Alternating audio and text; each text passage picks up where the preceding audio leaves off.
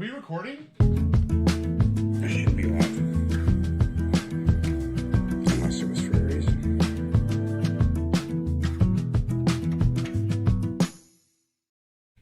Yeah. No, that's for sure the problem I had when I was looking at the Marvel Universe app. Like where do you even start? You know, like do you go back to 1960 and read the first Captain America, or you have to start all the way back there and then work your way up slowly? And then there's all the the multiverse stuff, Earth 616, and then Earth, all the other Earths, and which one is? I think 616 is supposed to be like our Earth, but do you think our podcast would exist on 616? Well, if 616 is our Earth, then it does exist. All but right. Your question is, does it exist on other Earths? I think we need more episodes to find out. All right. That's what I think. I think Welcome we to have to do more episodes. Welcome to the Save File. We're talking about comics, Marvel, and this is gonna be a little short one today. I'm traveling to New Zealand as of Black Friday. A couple weeks, gonna be fun. I'll try to remember to do. I want to FaceTime everyone when I'm at Hobbiton. Me and Sarah just got finished watching the Hobbit trilogy and the Lord of the Rings. That's what we should talk about. Talk about that, and we'll hit Doomsday, because I'm really curious on your thoughts of where the MCU is headed, and then we'll break down. Let's do the New Zealand thing really quick and get it out of the way, because I'm curious. Okay. So we just watched through the Lord of the Rings trilogy, which we know is wonderful, and I watched through the Hobbit trilogy. I have never seen the last Hobbit movie. I thought that I had. First one, multiple times. The second one, at least once or twice, which is incredible. And then I'm sitting there watching it with Sarah, and I'm like, we see Smaug fly off, and he says the thing where he's like, I am fire, or whatever. And I'm like, do I remember what happens after this? And then we get into the other one, and I'm like, I don't think I've seen this movie. And apparently, the Five Armies is the one that people hate, or not hate, but lowest totem pole. I'll tell you this: we watched it, we had a pretty good time. I didn't feel like some people's complaints were that it has a lot of dead spots, or it kind of it drags. Now, could 20 minutes have been shaved off? And it's still a 2-hour movie, probably, but I enjoyed it, and I think the Hobbit movies. Me and Sarah definitely said this. We think that The Hobbit is definitely funnier, it's written a bit more funny than The Lord of the Rings is. Not that there's not humorous moments, but I was I feel like that's the big thing I noticed. So Sarah likes The Hobbit more than the Lord of the Rings trilogy. Is your take? Movies. Yeah, not the books. We're not talking books. We're talking just movies. Do you agree that you like Lord of the Rings better? Because I think I would say you like the movies better than the Hobbit movies. Yes. Just if I told someone. 100%. Like the Lord of the Rings movies better than the Hobbit movies. I favor it as well. I think one of my issues is the Hobbit has a lot of CGI, because that's 2010. They went real hard into CGI, and granted, I just watched them. They hold up better than they probably should. But when you have old CGI like Jurassic Park still crushing it from the 90s, it's a little hard to be so it's... Even the new Jurassic Park compared to the old Jurassic, the new one was actually fine, right? It's okay. Yeah, it's not bad. But it's fun. It's fun. Totally fun. But I don't know. There's something about that old school special effects that's just you can't beat it. It feels grounded. I don't know if you can ever. Yeah, I don't think you can ever top it, because there's probably something about its plainness that makes it a little more blue. When you've got 1,000 Spinosauruses swimming in the. It's just that's too many dinosaurs, man. There wasn't even that many alive on the planet Earth when they were actually existed. So, it gets too crazy. But that was kind of the only thing with the new one, when they made that kind of monster with the butt head thing. I was kind of a dinosaur is terrifying as it is. You don't have to turn it into this amorphous blob. It's not a xenomorph combined with a dinosaur. What is the jaw on this thing? It was I don't even know how to make it, but it was a good movie. It was fun. I was engaged, and I think that they used the score, which was smart. They used the classic Jurassic Park score throughout, much better than what they had been doing the last couple of movies. You got to do that. Score is such an important if you think about the Lord of the Rings. To me, I grew up on the movies, and then I think I watched even The Hobbit before I read Lord of the Rings all the way through. But once I finished Lord of the Rings, 100% became like a book loyalist. Like to me, the Lord of the Rings is the books. Like books the are usually better. Yeah, they are. Yeah, and in this case, for sure. Like I honestly, I think I had read them, and then I went to go watch the movies with Danny at a later time, and I had a hard time. I was like, and these are movies I grew up on, and like Legolas sliding down the stairs, just firing off arrows like crazy, killing Oliphants by like 3 arrows in the head. Gimli's just killing everybody. I will say Legolas in The Hobbit, I think he's pretty cool in The Hobbit. He's pretty good in The Hobbit.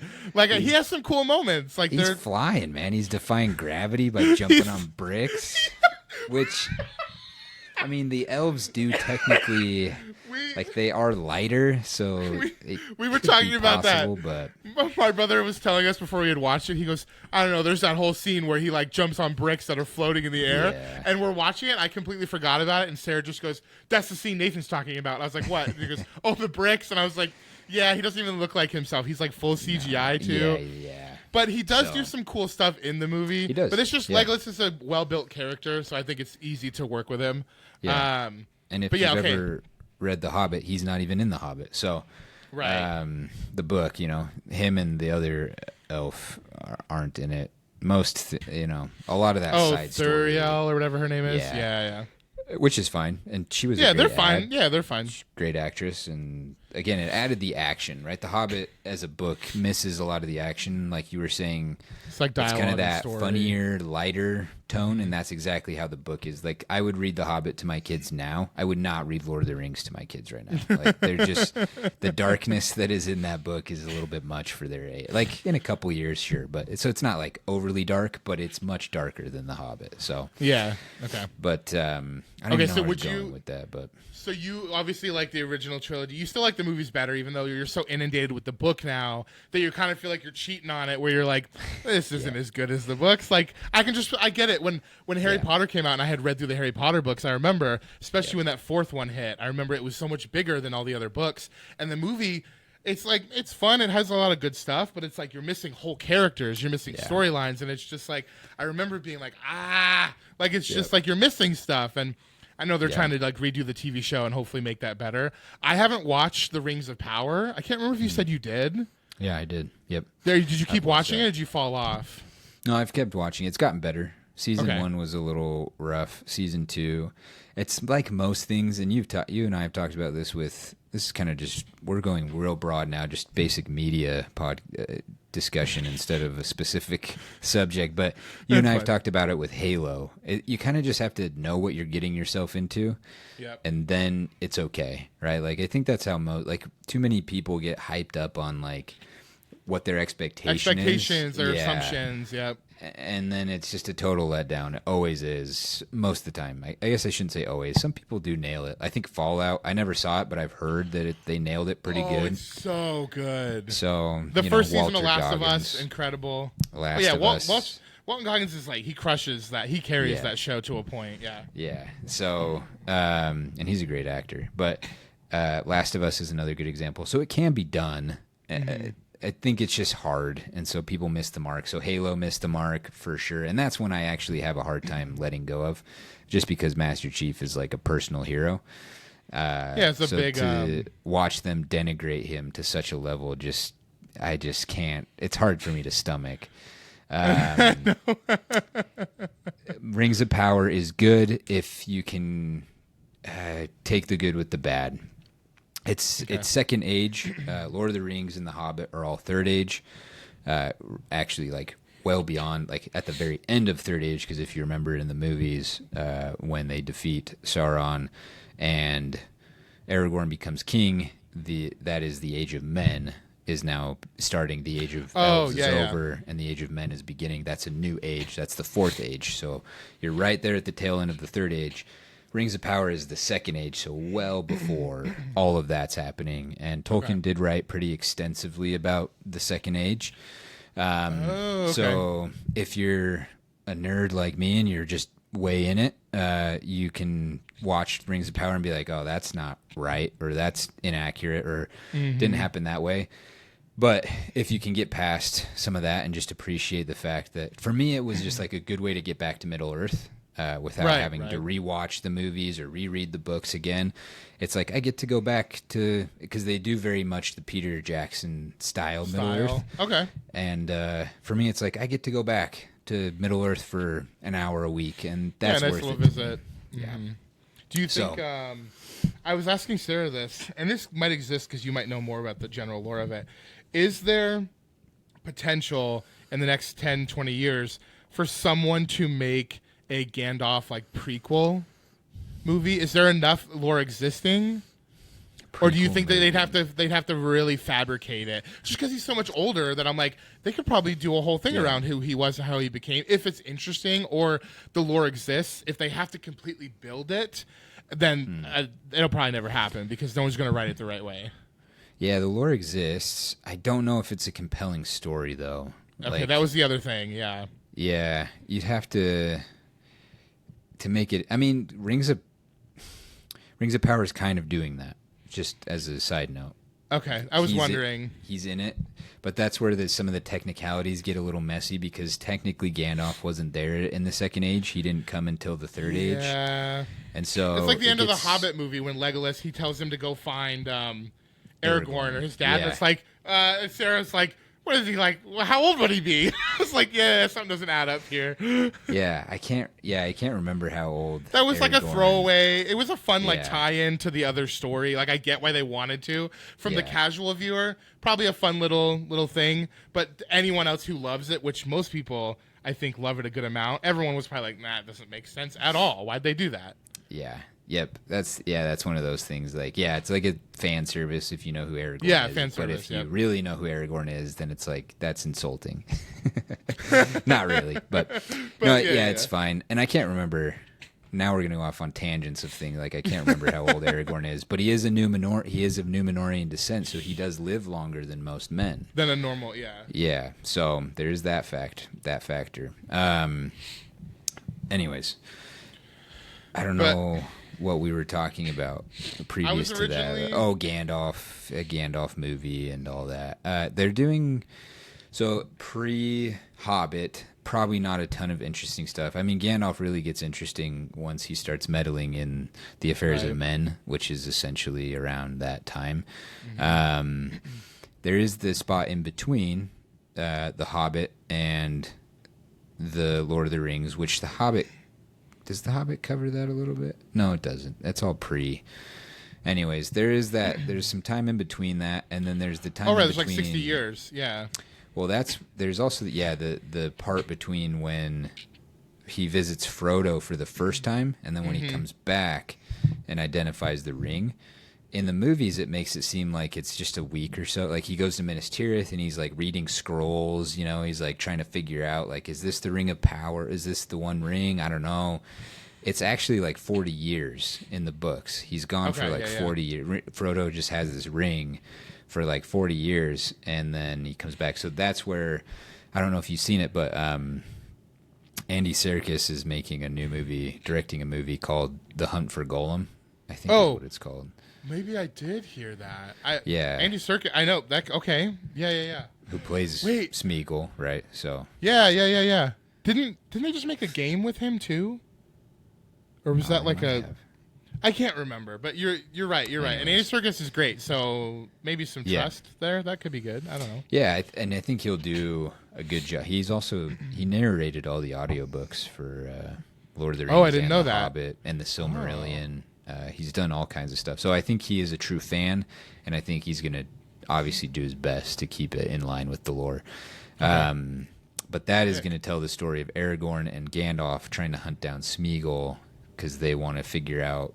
They knew Bilbo got the ring from Smeagol, and so they're trying to figure out, is this the One Ring? In the way that they, part of the investigation is finding Gollum and interrogating him and trying to get answers from him. And so I think that's what it's meant to cover. So, yeah, you can do... There's all kinds of story. Yeah, I mean, like Gandalf, could be something interesting depending on where you pick the story up with him. Maybe not just like a clean origin. Like that might not be exciting enough. Yeah, there's just... I mean, he basically just arrived... He didn't fall from the sky. Just that's a Rings of Power reference. He falls from the sky in that. He shows up on a boat from a different a place called Valinor. Okay. Sent by the gods essentially to help Middle Earth. But he just shows up on a boat basically, and he's like, I'm here to help, with him and Saruman and Radagast and all the other, I guess those are the three, and then the two blue wizards that are also there. So anyways, I don't know that there's a ton there, but what would be really interesting would be a Silmarillion, a first age. It couldn't be a movie, it'd have to be a TV show probably, but I don't think anyone owns the rights to the Silmarillion, so nobody can do anything with it at the moment. The Tolkien estate owns the rights, and I don't think they want anybody messing with it, but there's huge battles that take place in the First Age that dwarf, like, the battle at Pelennor Fields in front of Minas Tirith, the Ride of the Rohirrim, like, great, awesome parts in those movies, but they're dwarfed by the battles that happen in the first. It's like massive armies. There's like a guy named Hador, and he wields this black axe, and he just slays like 70 orcs by himself on this hill. It's like amazing battles. There's werewolves in the First Age. Maybe one day they'll either see money, or they will need money, or someone will come along and that they trust, and they're like, okay, maybe we'll try to, temporarily give the right. Who knows? Maybe it'll become something in our lifetime. At some point, I hope so. But yeah, if they can do it right, there's some sweet battles that happen and just like these massive legends that are in the First Age. So, speaking of sweet battles, to segue into the other thing I want to talk about is the speculation of what we think is going to happen with the MCU. And this is basically just a quick little movie kind of conversation is kind of what we're running. Yeah. But, I'm really worried. My theory is that, and then this is different than what a lot of people say online. I know that RDJ, spoilers, is like being recast as supposed to be Doom.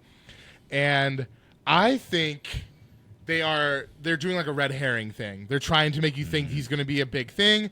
Maybe he'll be the first like 30, 45 minutes, even hour of the movie. And you're like, oh, the more it goes in, you're like, no, they are using, I don't know if it'll be like our universe's version. It'll probably be a different one. But I think he's going to be a red herring, and then they're going to actually have cast somebody else as Doom.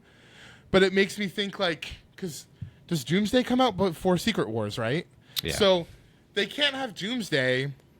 Oh, they're just going to burn an entire villain because what are they going to he dies and it's not really the one. Oh, here's the real Doom we have to worry about. Oh, and it's this crazy actor that we're all excited about. And then it's like Doomsday happens. I don't personally know what happens at the end of Doomsday, but I'm like, if that's the end of him, or in some aspect it's the end of him, that's it. We just burned him for like a movie, and I guess he was at the end of Fantastic Four, but it was like his hand, so it's like you don't really see anything. So I'm just like, I don't want this to be a fan service fest. I don't want it to be a nostalgia bait. I don't want it to be like, we're going to recreate the epic battle that happened at the end of Endgame, because we know people love that crap. And I don't want them to do that. And then it ends up just being like some cheap knockoff, even though it's the same directors. So I feel as someone who loves this kind of franchise, and this was like our Star Wars kind of. I mean, we had Star Wars, but this was like the OG real strong run of superheroes. Yeah. And I'm kind of worried that they are going to try to do something and it's going to ruin it. Yeah, I agree. It's a tough spot. I agree with you generally that I'm afraid they're going to ruin it. I will maybe disagree with you in the sense that I hope that it is just a bunch of fan service. No, maybe a little bit.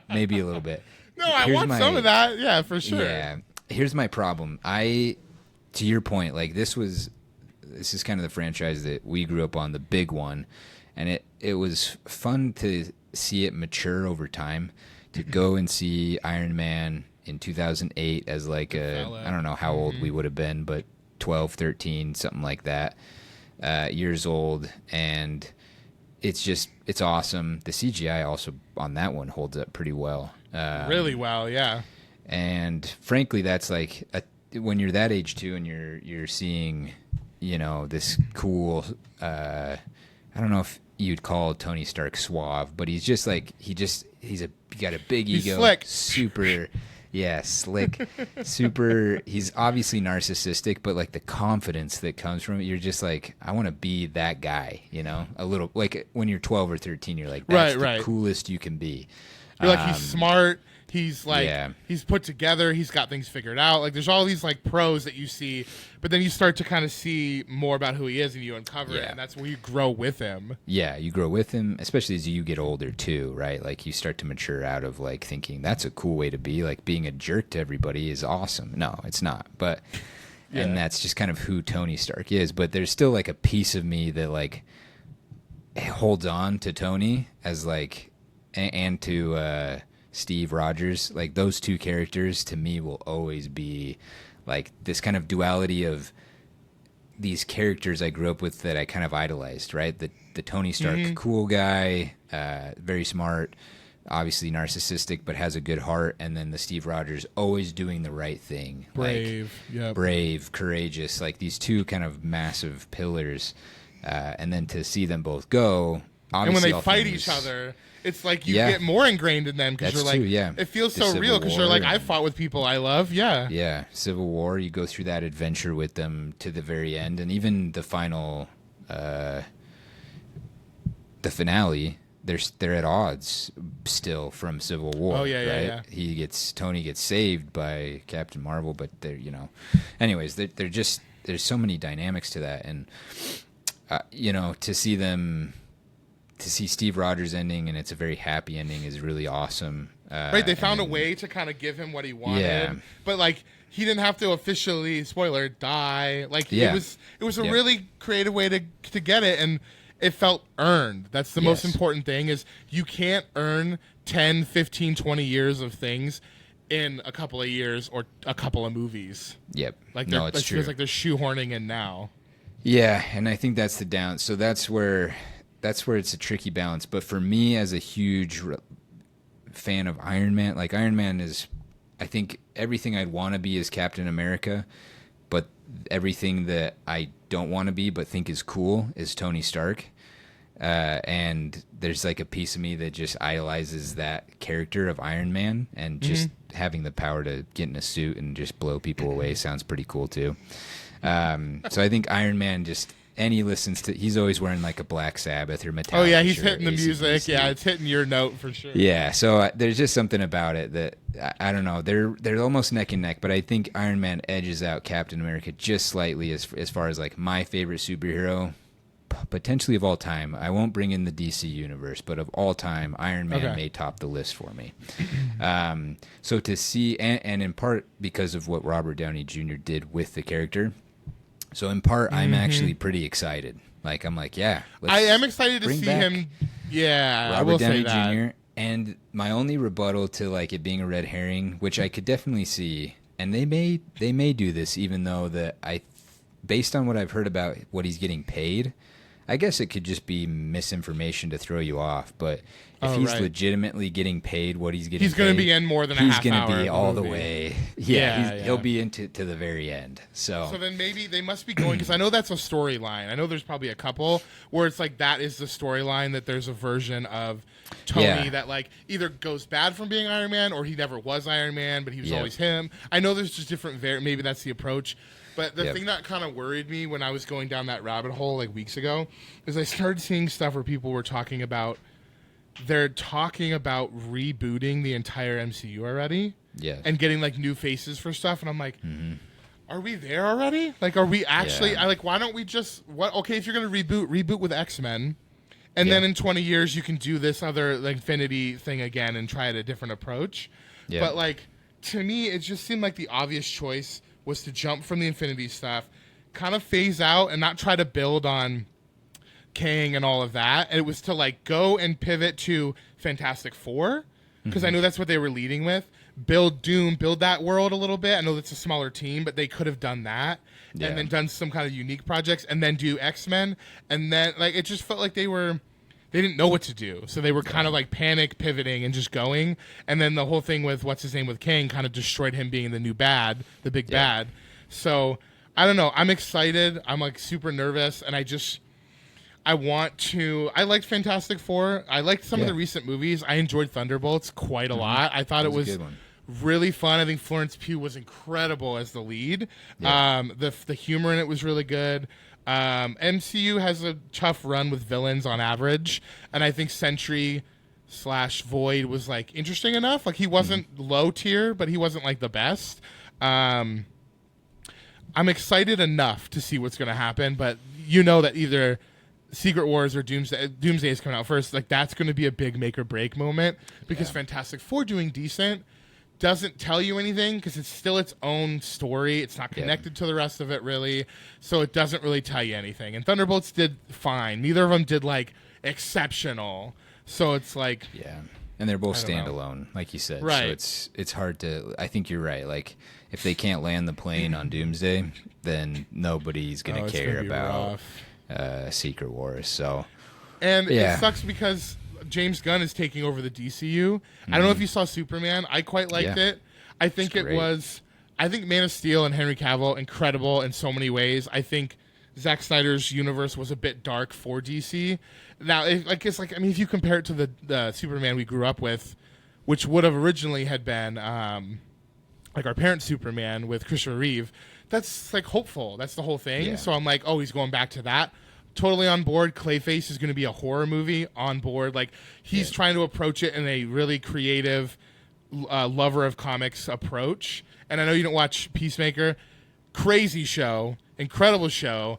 Definitely wild in certain ways. It doesn't necessarily need to be, but music choices incredible. There's so many good things going on, and now giant corporations and greed are going to maybe mess with it because they're talking about selling Warner Bros. Again to Paramount or somebody's trying to buy it, which could mess up DCU unless they do some sort of caveat where they're like, hey, this will sell to it, but you can't touch James Gunn. Like let him do whatever. And then it's like, cool. But if they mess with that, people are going to be so livid because it's like all you're going to get is Superman, maybe Supergirl, and then maybe the Clayface movie, and that's it. Yeah. And I want to see the Lantern show so bad because I think they cast a really perfect guy for him. And I think Kyle Chandler playing Hal Jordan is one of my favorite castings of all time because he was like the coach in Friday Night Lights, and he's been in tons of stuff. And I love him, and I'm like, oh, he's so perfect for like an older Hal Jordan, like energy. He'll be like a mentor. It'll be so good.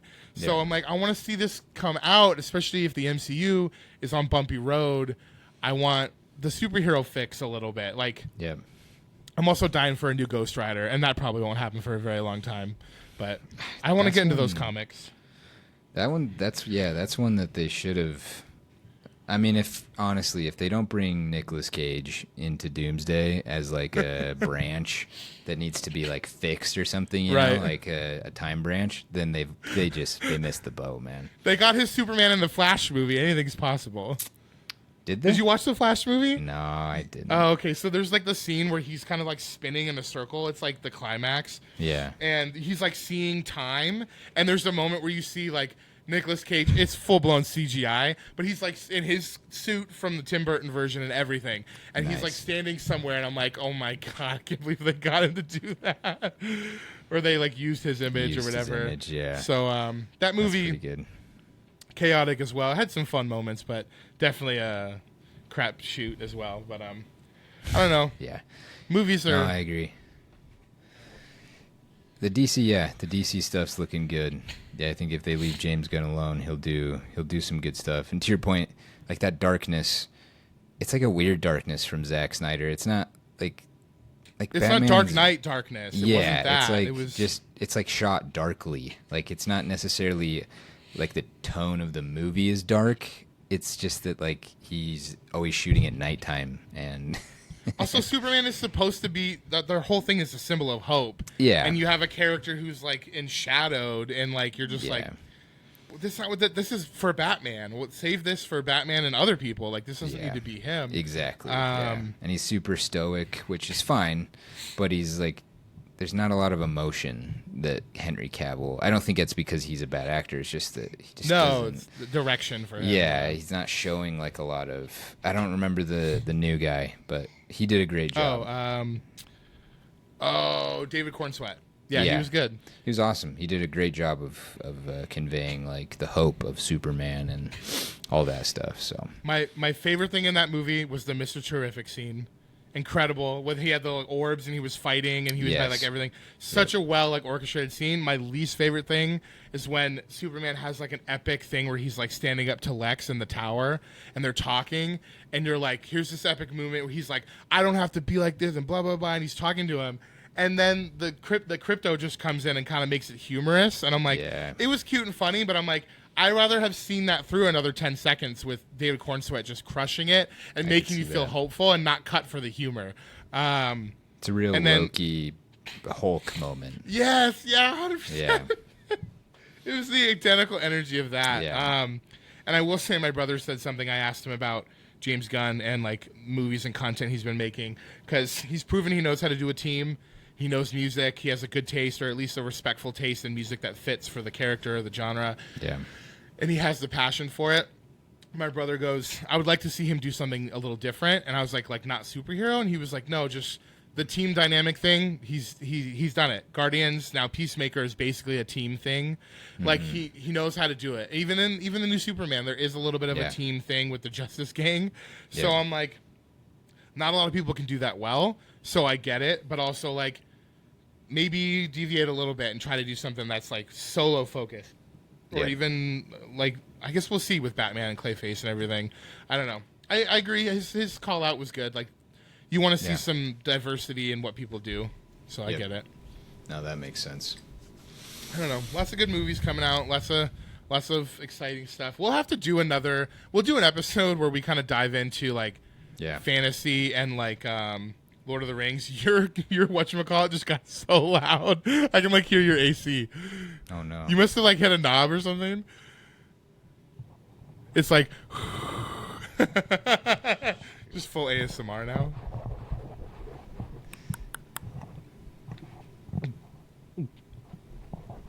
ASMR podcast.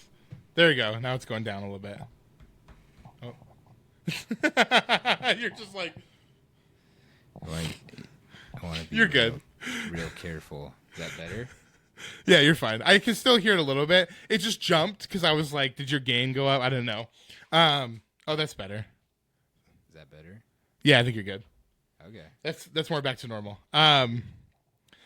But we'll have to do like I said, maybe when we can get like a guest on, like my buddy Cole, fantasy stuff like D&D. We could totally go in on like Lord of the Rings stuff that like I don't know, interesting stuff. Like we could totally do like a dive on that. That'd be so much fun. I agree. And like I said, if we have my brother on at some point, we can totally go into like some movies that are like speak to like mental state and philosophy, all kinds of different things. We can talk like Robin Williams movies. I don't know. We can pop culture stuff. We can do whenever we want. We could do a whole thing on like movie content and then do that again later. It's not really like restricted because everything is kind of new and refreshing all the time. But no, I agree. We can throw some of these in there. It doesn't always have to be philosophy, man. You know, we can do some. Doesn't always have to be philosophical. We can dig into the pop culture. I think we'll do some guest. Maybe we'll do some guest episodes after the holidays. Yeah, for Start sure. getting some moving. Maybe one day we'll set up fake brick walls and we'll do stand up. No, I'm just kidding. like I just stand up with a mic. I'm like way back there. I'm like, did you ever hear the one about the wife who did whatever? And then we're just doing battle stand up. No, that would be horrendous. But I don't know. That'd be fun, dude. We could do whatever we want. That's kind of the fun thing. Like I think we can have a balance of philosophy, comedy, and just I don't know. It can be anything. We can do whatever we want. Just have fun, have a good time. Save some information in the file for the kids. For the future, yeah. For the future. The time for when the Earth is uninhabited by humans and someone finds it, they're like, who are these guys? Yeah, when Dr. Doom comes and cuts the version of this world. Yeah. Yeah. We'll have some record of our dealings. Is there a last question we should end on? Favorite superhero of all time? Favorite I'll say mine because I know you kind of mentioned this doesn't have to be the ender, but I do want to say mine just because like you were talking about Iron Man, glazing for Iron Man. I love Spider-Man is like my go-to. That's kind of cliche. I feel like easy go-tos are like Batman, Superman, Spider-Man, Wolverine. I feel like some of these are really easy, but he really did resonate with me on the level of like the any guy can be Spider-Man. That's why Stan Lee put a mask on him. He's like, I want anyone to think they can be Spider-Man. Yeah. And also, I think he was kind of like I felt like I was an underdog as a younger sibling of 4, and also like getting picked on when I was little for various things, and I got bullied for whatever. This was way before I was like 6'5". This was little skinny me in old photos, and I really resonated with that character.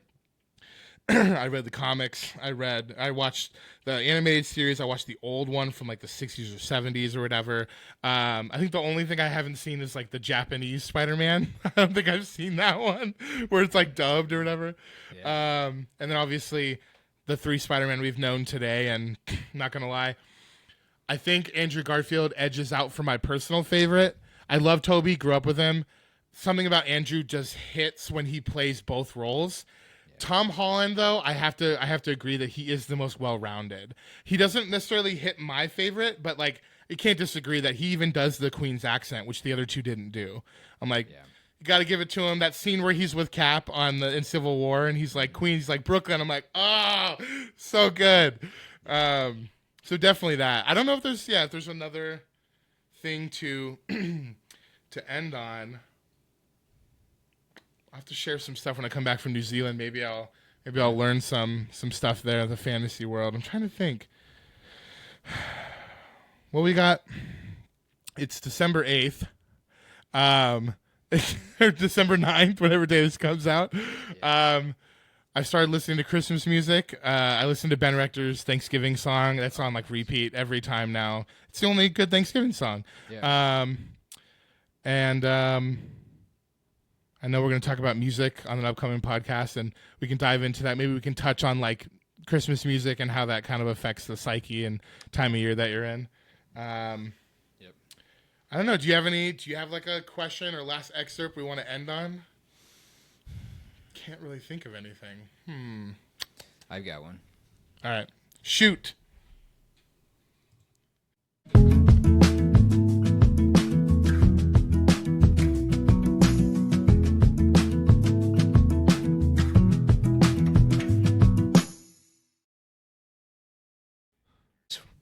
I know, when we were talking a minute ago. Sooner, man. I don't know what I was doing. Always just a little too late. Always a little too late. No, but that's comics is good because, like I said, Absolute Batman is incredible. The few that I've read, I do want to get more into it. There's just, I feel like I checked out the Netflix version of One Piece, the anime, and it's just the same thing as that. Like One Piece has 1,000 episodes.